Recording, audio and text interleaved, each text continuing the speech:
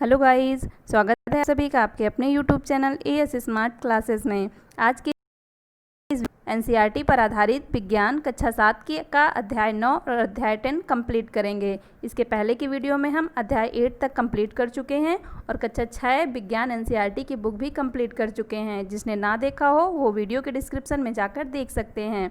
Video को last तक ज़रूर देखिएगा। वीडियो पसंद आए तो वीडियो को लाइक करें और ज़्यादा से ज़्यादा शेयर करें। जिसने भी चैनल को सब्सक्राइब ना किया हो कर लीजिए और साथ ही बेल आइकन भी प्रेस कर लीजिए ताकि नेक्स्ट वीडियो की अपडेट आपको टाइम पर मिलती रहे। वीडियो से रिलेटेड पीडीएफ प्राप्त करने के लिए ये है हमारा व्हाट्सअप नंबर। इसमें अपना नाम और नंबर लिखकर सेंड करिए, जिससे आपको हमारे व्हाट्सएप ग्रुप में ऐड कर दिया जाएगा और वीडियो से रिलेटेड पीडीएफ आपको प्राप्त हो सकेंगे। स्टार्ट करते हैं आज का टॉपिक। अध्याय 9 मृदा।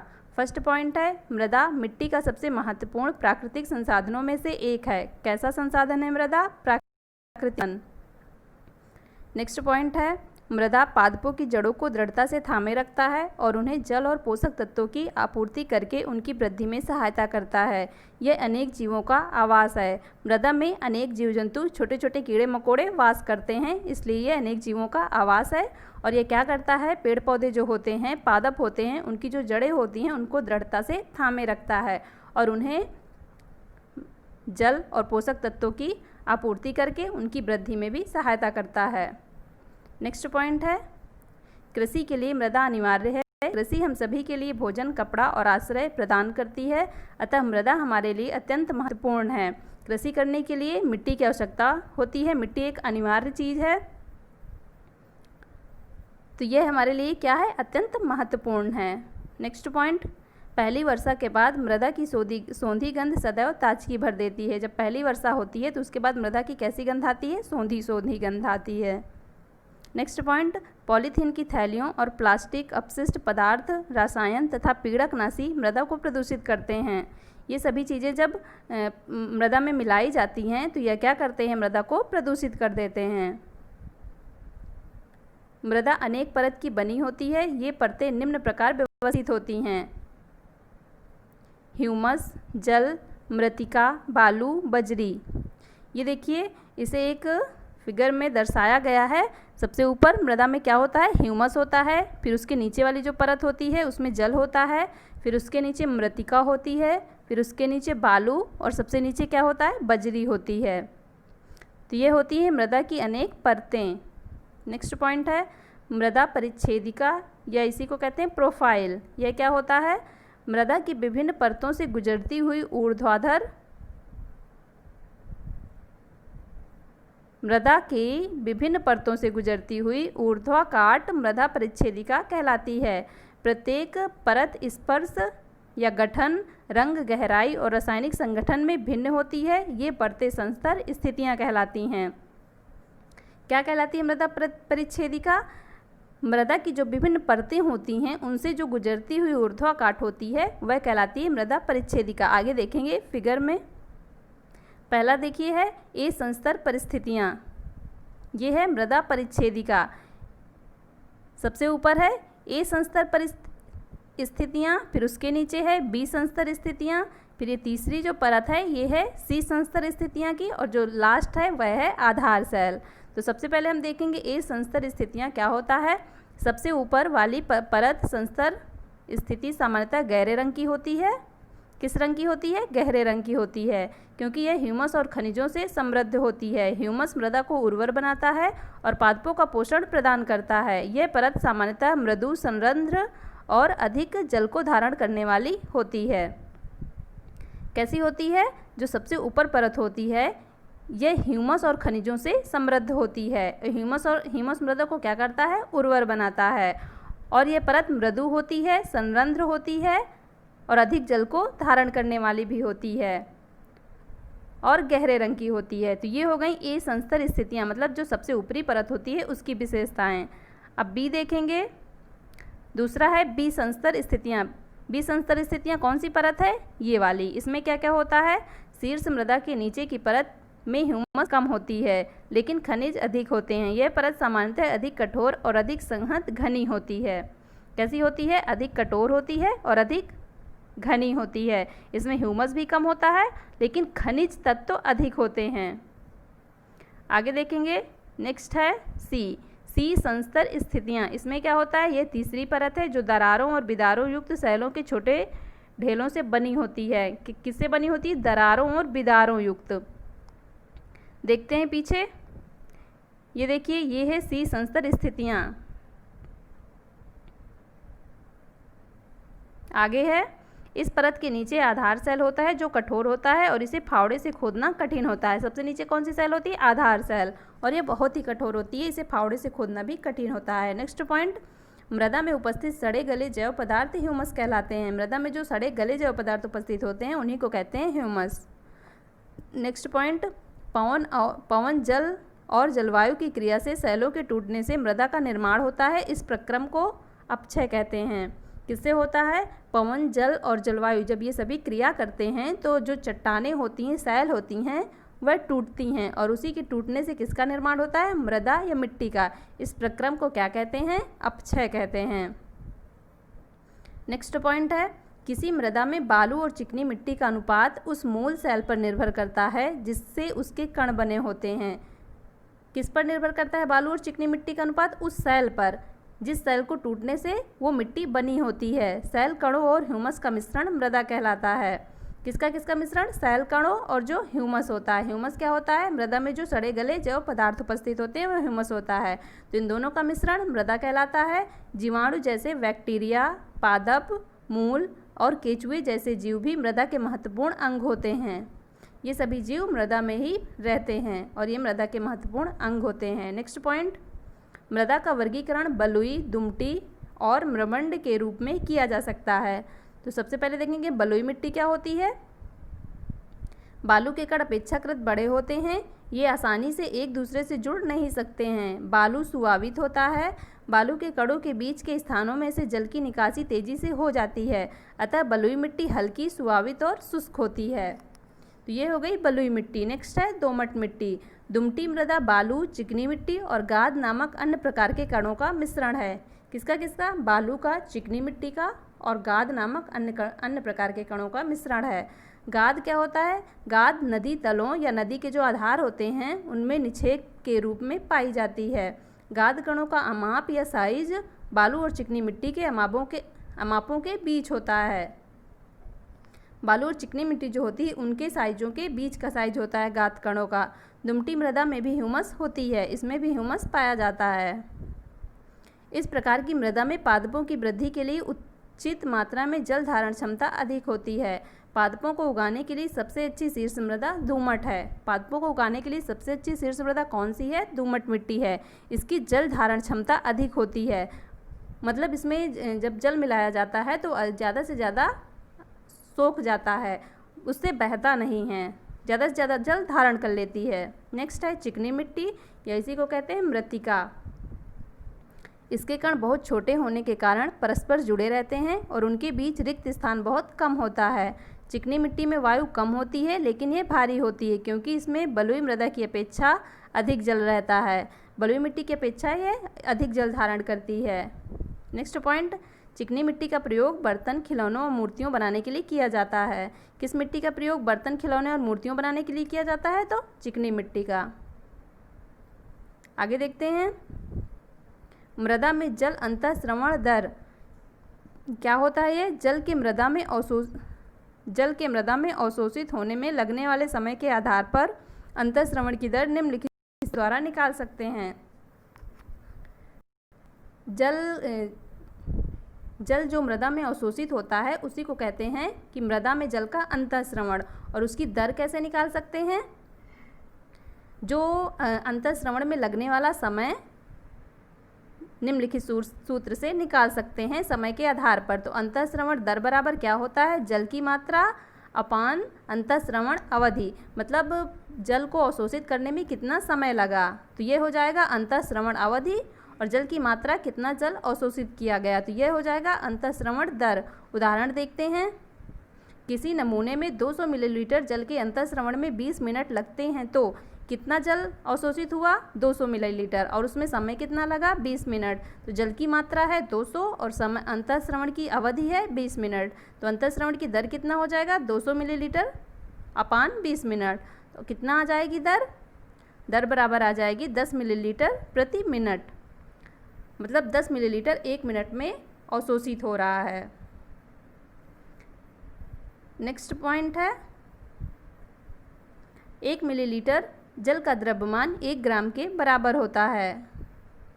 1 मिलीलीटर जल का द्रव्यमान कितने ग्राम के बराबर होता है? 1 ग्राम के। नेक्स्ट पॉइंट, सूर्य के प्रकाश के परावर्तन के कारण मृदा के ऊपर की वायु में हमें कंपदीप्ति प्रतीत होता है। मृदा के ऊपर की वायु में जो कंपदीप्त प्रतीत होता है हमें, वह किसके कारण होता है? सूर्य के प्रकाश के परावर्तन के कारण। नेक्स्ट पॉइंट है पवन, वर्षा और ताप, प्रकाश और आर्द्रता द्वारा मृदा प्रभावित होती है। किसके किसके द्वारा? पवन, वर्षा, ताप, प्रकाश और आर्द्रता, इन सभी के द्वारा मृदा प्रभावित होती है। ये कुछ प्रमुख जलवायु कारक हैं, मृदा परिच्छेदिका को प्रभावित करते हैं और मृदा संरचना में परिवर्तन लाते हैं। तो ये क्या हैं? यह प्रभावित करने वाले कुछ कारक हैं, जलवायु कारक हैं। नेक्स्ट पॉइंट है म्रमंड और दुमटी मृदा दोनों ही गेहूं, चने जैसी फसलों की खेती के लिए उपयुक्त होती हैं। म्रमंड और दुमटी किसके लिए? गेहूं और चने जैसी फसलों के लिए। ऐसी मृदा की जल धारण क्षमता अधिक होती है। धान के लिए मृत्तिका एवं जैव पदार्थ से समृद्ध तथा अच्छी जल धारण क्षमता वाली मृदा आदर्श होती है।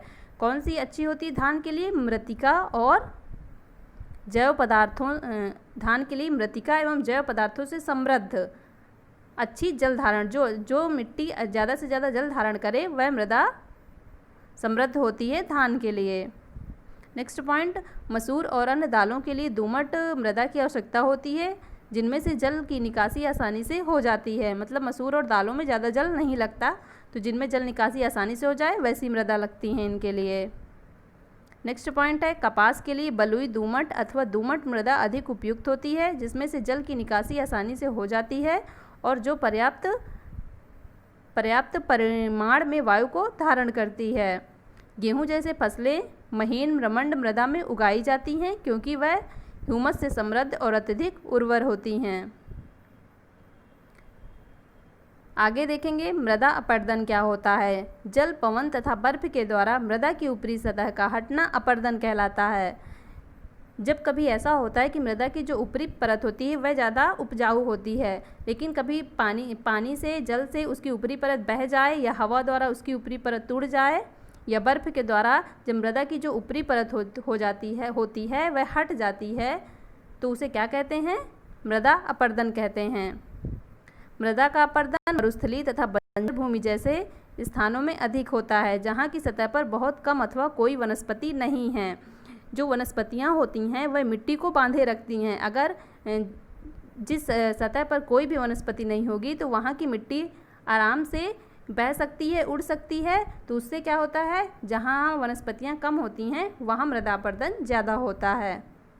अतः मृदा अपरदन को कैसे रोक सकते हैं? ज़्यादा से ज़्यादा पेड़ पौधे लगाकर। आगे है मृदा अपरदन को कम करने के लिए वृक्षों की कटाई को रोका जाना चाहिए और हरित क्षेत्रों को बढ़ाने के लिए प्रयास किया जाना चाहिए। जो वृक्षों की कटाई हो रही है उनको रोकना चाहिए और ज़्यादा से ज़्यादा वृक्ष लगाना चाहिए, जिससे मृदा अपरदन को रोका जा सकता है। अध्याय 9 कंप्लीट हुआ। अब देखेंगे अध्याय 10 जीवों में श्वसन। फर्स्ट पॉइंट है सांस लेना श्वसन प्रक्रम का एक चरण है। सभी जीव सूक्ष्म इकाइयों से बने होते हैं, जिन्हें क्या कहते हैं? कोशिकाएं कहते हैं। नेक्स्ट पॉइंट, कोशिका जीव की संरचनात्मक और क्रियात्मक इकाई है। कैसी इकाई है? संरचनात्मक और क्रियात्मक। जीव की प्रत्येक कोशिका पोषण, परिवहन, उत्सर्जन और जनन जैसे कामों में भूमिका निभाती है। सभी जीवों को ऊर्जा प्राप्त करने के लिए श्वसन की आवश्यकता होती है। किसकी आवश्यकता होती है ऊर्जा प्राप्त करने के लिए? श्वसन की आवश्यकता होती है। सभी जीवों की कोशिकाओं में कोशिकीय श्वसन होता है। कोशिकाओं में कैसा श्वसन होता है? कोशिकीय। नेक्स्ट पॉइंट है वायु सांस द्वारा अंदर लेते हैं, उसमें उपस्थित ऑक्सीजन शरीर के सभी भागों में अंत में प्रत्येक कोशिका में ले जाती है। वायु को कैसे अंदर लेते हैं? सांस द्वारा जब हम अंदर लेते हैं तो उसमें उपस्थित ऑक्सीजन शरीर के सभी भागों में और अंत में प्रत्येक कोशिका में ले जाती है। शरीर के सभी भागों में ले जाती है और अंत में प्रत्येक कोशिका में ले जाती है। कोशिकाओं में ऑक्सीजन भोजन विखंडन में सहायता करती है। क्या करती है कोशिकाओं में ऑक्सीजन? भोजन के विखंडन में सहायता करती है। कोशिका में भोजन विखंडन में ऊर्जा मुक्त होती है, इसे कोशिकीय श्वसन कहते हैं। भोजन जब विखंडन होता है तो उससे क्या होता है, ऊर्जा मुक्त होती है और इसी को कहते हैं कोशिकीय श्वसन। नेक्स्ट पॉइंट है, कोशिका के अंदर भोजन ऑक्सीजन का उपयोग करके कार्बन डाइऑक्साइड और जल में विखंडित हो जाता है। कोशिका के अंदर भोजन क्या होता है, ऑक्सीजन का उपयोग करके कार्बन डाइऑक्साइड और जल में विखंडित हो जाता है। जब ग्लूकोज का विखंडन ऑक्सीजन के उपयोग द्वारा होता है तो यह वायवीय श्वसन कहलाता है। क्या होता है, ग्लूकोज का विखंडन जब ऑक्सीजन के उपयोग द्वारा होता है तो यह होता है वायवीय श्वसन। ऑक्सीजन की उपस्थिति में भी भोजन विखंडित हो सकता है। यह प्रक्रम अवायवीय श्वसन कहलाता है। यहाँ पे होगा ऑक्सीजन की अनुपस्थिति में भी भोजन विखंडित हो सकता है तो उसे क्या कहते हैं, अवायवीय श्वसन। और जब ऑक्सीजन का उपयोग करके भोजन विखंडन किया जाता है तो वह होता है वायवीय श्वसन। नेक्स्ट है, यीस्ट एक कोशिकीय जीव है। इसका उपयोग शराब और बियर बनाने में किया जाता है। यीस्ट श्वसन की प्रक्रिया में अल्कोहल निर्मित करते हैं। क्या करते हैं, श्वसन की प्रक्रिया में अल्कोहल निर्मित करते हैं और इनका प्रयोग किसमें किया जाता है, यीस्ट का, शराब और बियर बनाने में। नेक्स्ट पॉइंट है, ऑक्सीजन की अनुपस्थिति में ग्लूकोज अल्कोहल और कार्बन डाइऑक्साइड में विखंडित हो जाता है। क्या होता है, ऑक्सीजन की अनुपस्थिति में जो ग्लूकोज होता है वह अल्कोहल और कार्बन डाइऑक्साइड में विखंडित होता है। जैसे ये ग्लूकोज है और बिना ऑक्सीजन के उपयोग किए alcohol plus carbon dioxide plus ऊर्जा, ये तीनों का विखंडन हुआ। आगे देखेंगे, वायु सांस द्वारा अंदर लेते हैं, उसमें उपस्थित ऑक्सीजन शरीर के सभी भागों में अंत में प्रत्येक कोशिका में ले जाती है। ये तो कंप्लीट हो गया था।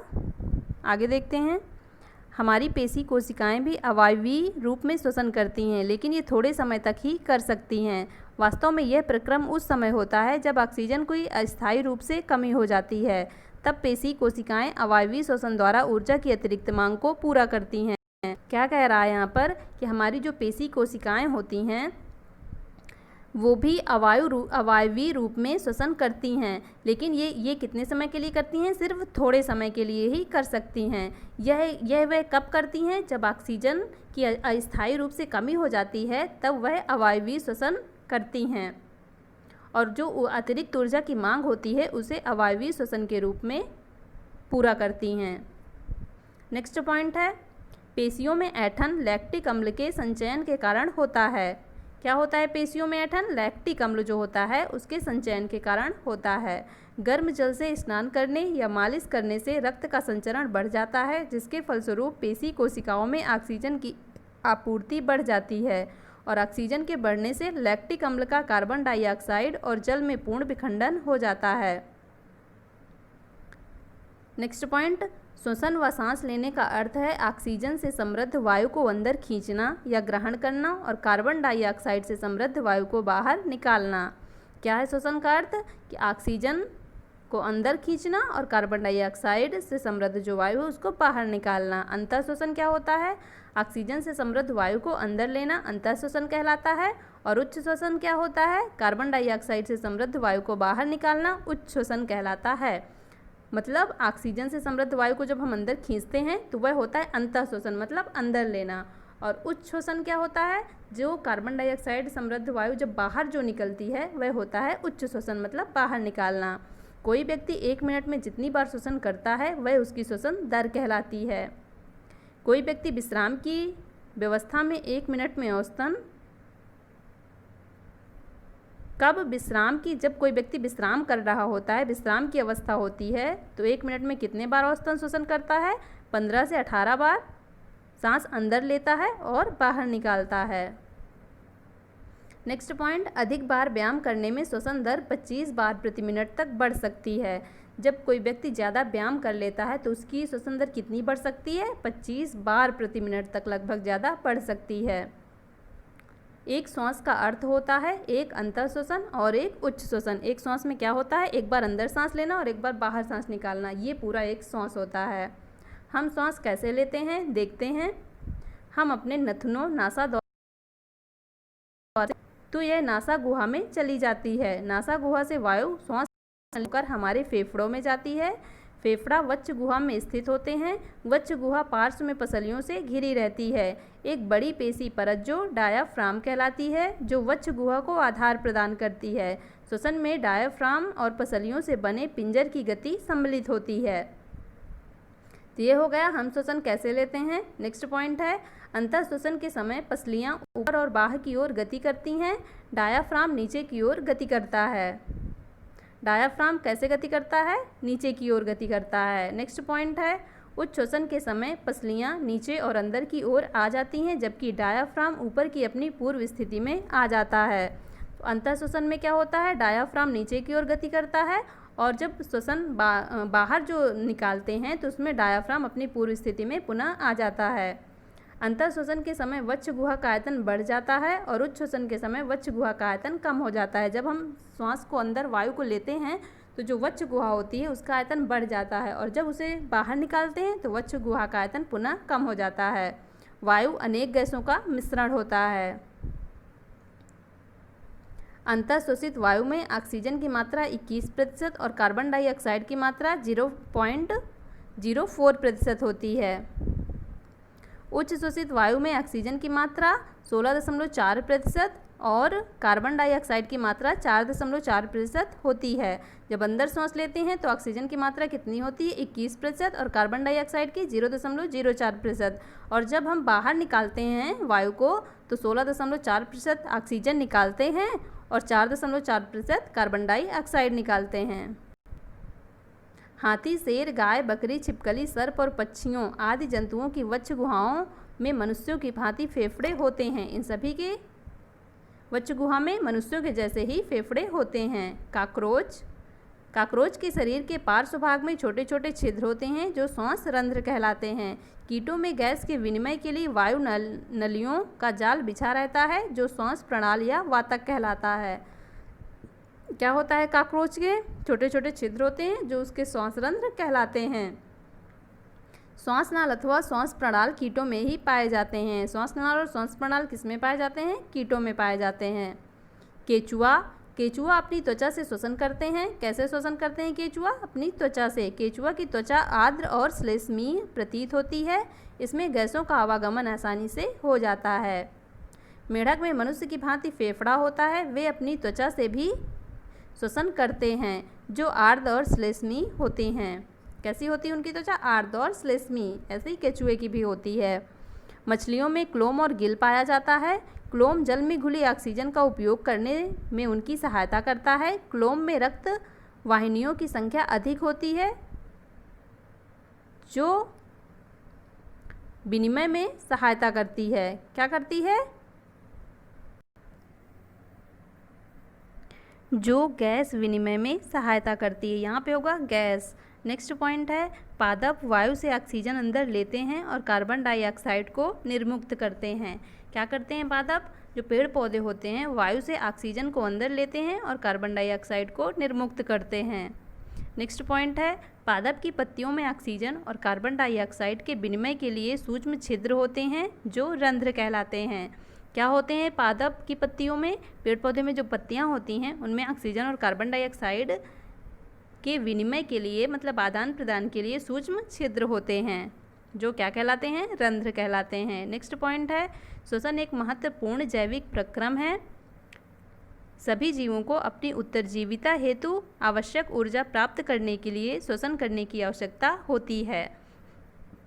क्या होती है? सभी जीवों को श्वसन की आवश्यकता होती है।